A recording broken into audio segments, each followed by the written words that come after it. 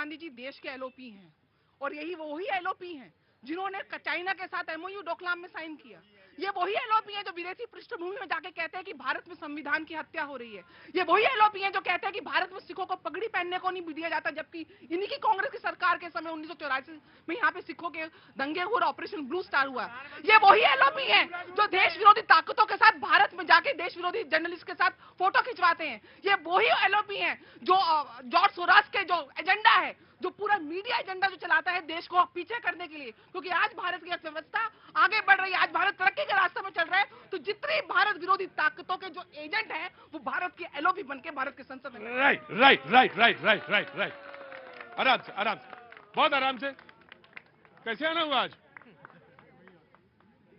कहाँ से? आपके दर्शन? नहीं नहीं, मेरे तो दर्शन करें। कहाँ से? मैं दिल्ली से ही हूँ। अच्छा। मैं खाली इतना जानना चाहता हूँ, बीजेपी, आरएसएस, यहाँ पे आप पार्टी सबकी बात करते हैं। पिछले 10 साल से देश के अंदर मोदी जी हैं और हमारे दिल्ली के अंदर आप पार्टी है, लेकिन आप पार्टी है, यहाँ पर बहुत से लोग सैलानी भी हैं, मेरे जैसे भी हैं। आप कहाँ से? यहाँ पे मैं दिल्ली से ही हूँ। अच्छा, मेरा कहने का मतलब ये है कि यहाँ पर मूलभूत सुविधाओं की अभी भी कमी है। देश की राजधानी है ये, आगे तरक्की की बात करते हैं।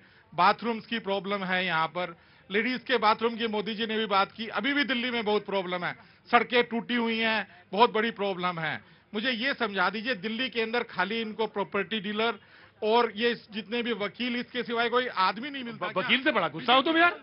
नहीं आया आया कांग्रेस का चांस था। हाँ जी जी, कांग्रेस का। एक मिनट। हाँ, मैं उन्होंने शौचालय की बात की, तो मैं आपको कहना चाहता हूं, आप दिल्ली में कनॉट से बाहर निकल जाइए, कहीं भी फ्री शौचालय बना हुआ है महिलाओं के लिए। और सड़कें तो फिर आम आदमी पार्टी की सरकार है जो विकास की बात करते हैं, और दिल्ली में सड़कें खराब हुई पड़ी है, जनता खुद बोल रही है। और दूसरी बात मैं कहना चाहता हूं, उन्होंने कहा कि तिरंगे की बात, आपने 70 साल बाद भारत की आजादी के बाद भी कश्मीर में तिरंगा लहराने नहीं दिया। ये किसने किया? लोकतंत्र की बात करते हैं ये।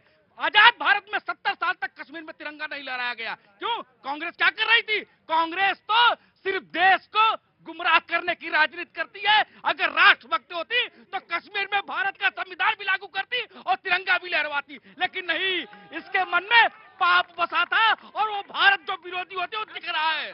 मैं यही कहना चाहता हूं देशवासियों को कि कांग्रेस को पहचानो, अगर अब भी नहीं पहचानोगे तो आने वाले समय में धोखा खाएगा ये देश।